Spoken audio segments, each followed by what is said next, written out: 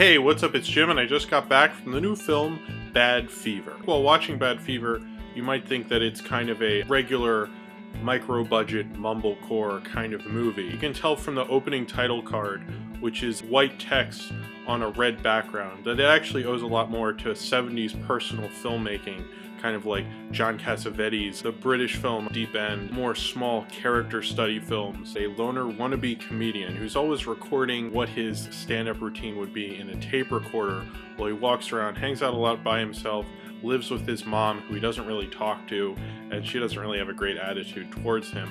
And then he meets this drifter girl named Irene, who just is trying to bum cigarettes off people. But then he tries to strike up a friendship with her, which eventually leads to kind of a relationship.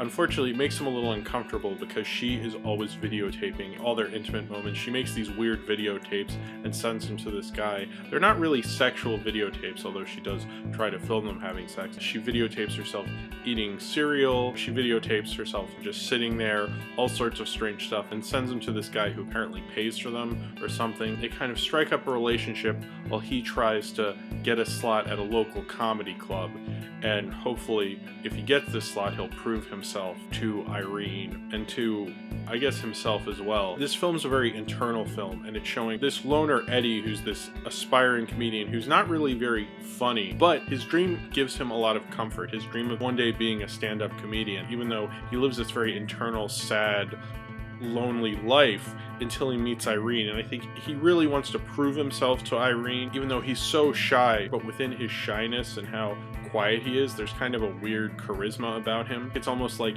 anti-charisma. I mean, for a lot of the film, you're seeing the back of his head. He covers his face a lot before he meets Irene with his hair. He has this long hair. He's just a guy who looks at the ground most of the time. He's a very internal, quiet person. This dream comforts him because he doesn't really have any friends, this dream of being a comedian. And even though throughout the film you're noticing that he isn't very funny, you kind of have faith in him because he has this kind of charisma. As bizarre and as weird as he is, as a viewer, I felt myself really wanting to follow this guy and really being intrigued by Eddie because he's a loner, he's sad, he's in this town, driving around aimlessly, hanging out in diners, just looking for something, but also kind of not wanting to find anything. He likes this internal world. Going up on that stage is really an important life goal that he really wants to fulfill, and the guy who runs the comedy club could care less about him because he's like, all right, tell me a joke, and he can't really do it. He's like very unfunny. And Irene is a classic kind of movie girl you'd be obsessed with in a movie. She really wants to hang out with Eddie. It's not like she has anything better to do. She lives in this abandoned school where they hang out a lot. The abandoned school had almost this kind of late 70s, early 80s vibe to it. Like I was watching like a weirder melancholy episode of Degrassi Junior High. And this film has such a 70s nature throughout it. The director, Dustin Guy DeFay, a lot of these micro-budget filmmakers now, they're really trying to make films like the modern indie kind of small movie. And although this is kind of shot like that, you can tell he's kind of a smarter film lover than a lot of these guys are. Also, you couldn't tell Eddie's story any other way. You couldn't have the camera on a tripod the whole time or something. It has to be like this kind of low-budget, small story. So it's very appropriate to how you're portraying Eddie's story, because I don't think it would work as well narratively and thematically if it wasn't filmed the way it was. So it's almost like there's a real reason it's made this way. I like his relationship with Irene because you can tell she's a totally fucked up person. Eddie doesn't have the social skills to look at Irene and realize like this is a bad idea. He's just happy to get attention from somebody other than where he works, where they like cut down tree limbs and stuff, or his mom, who neither of which are really giving him the attention he needs and letting him like goof around and pretend to be like this comedian. And she kind of like, with these videos and with hanging out with him, gives him kind of an outlet for that dream and makes him believe that dream could really happen. In a way, it reminds me also of films like Marty, and a recent film that did kind of the Marty idea, Teddy Bear, which I also really like. I like small kind of slice of life, internal, following a lone guy who's kind of stuck in a rut movies for whatever reason. And they're really an endearing type of person, even if they screw up a lot of the time. Eddie's a little darker than that, a little deeper, and a lot more internal than Marty or Teddy Bear were. The director, Dustin Guy DeFay, really captures this world of kind of a loner. You know, I think so many films, especially Hollywood films, like to follow like a loner, like he's an outcast. But most of the time you're like, oh, he's just a little off. But Eddie is an absolute loner. There's no other way he could be anything other than what he is. Not really sure of himself, but clutching onto the stream while he clutches his tape recorder because he really wants things to get better, but he almost like doesn't want to let go of the fantasy of what his life could be. Alright, so I want to do a spoiler section, but before I do, I want to say this film is on iTunes, it's on demand. It's pretty easy to find. It's like $5, so if you can spare the money and you want to see a pretty good small movie, it's only about 80 some minutes. Or no, it's like 70 some minutes, not even 80 minutes. So if you just want a short, kind of little introspective character study type of 70s film, I definitely recommend this. But I want to do a spoiler section because it does talk about a later part of the film and I don't want to ruin it. So he insists on getting this comedy slot. He gets this comedy slot.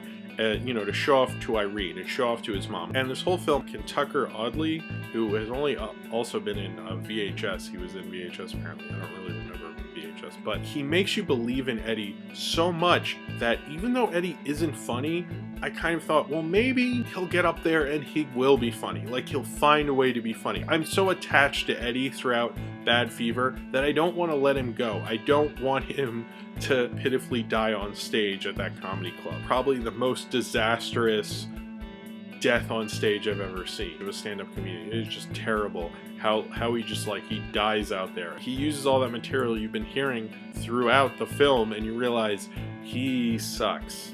He sucks. Like, there's just no way to get around it at that point, that he is not funny and he looks crazy. And you're starting to realize the faults in Eddie, more so than I noticed throughout the film. I never thought he was a normal person, basically, but you can see how internal he is. You can see why he can't break out and move on with his life. When Irene leaves and it's like his whole life is kind of developed more and how he feels like he's really becoming an adult has just fallen apart when she leaves. And they're in the hotel room and you can tell like he's just had a very internal life, but he's had almost a sheltered life. Their whole discussion about the sleep timer on the TV. He's always had a bed with him, he's always had a TV, and that's kind of in a conflict to Irene. Irene kind of realizes like she can't be with this guy. She's this drifter who makes weird videos. When she leaves and he's doing the comedy to that prostitute, I think that says more about how he is internally as a person and how he's clutching onto the screen, because she'll laugh at anything because she's like a prostitute. He doesn't have the social skills or the street smarts to realize like a prostitute's gonna do whatever, you're paying her to have sex with you. Obviously she does not mind laughing at your dumbass stand-up comedy that totally sucks. She will laugh at that, and it's so sad because it's like that's good enough for him. That's fine. He can deal with having this kind of internal dream and living this eternal life and not being with someone like Irene who really kind of challenges his way and maybe made him a little more external, but it's like he almost becomes more internal. And then the prostitute scene at the end kind of shows that he will probably always be strangely talking in his tape recorder while he walks around and drives around at night aimlessly because he loves that dream.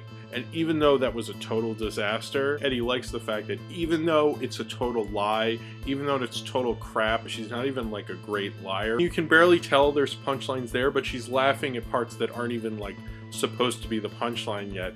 And even though he kind of doesn't believe it, he's like, I'll believe in this lie because I can clutch onto my internal self and hold it like a blanket. It's a really sad ending, but it kind of shows you like that's Eddie. That's been Eddie the whole movie. It almost is playing like it's like a Marty kind of situation throughout the whole movie.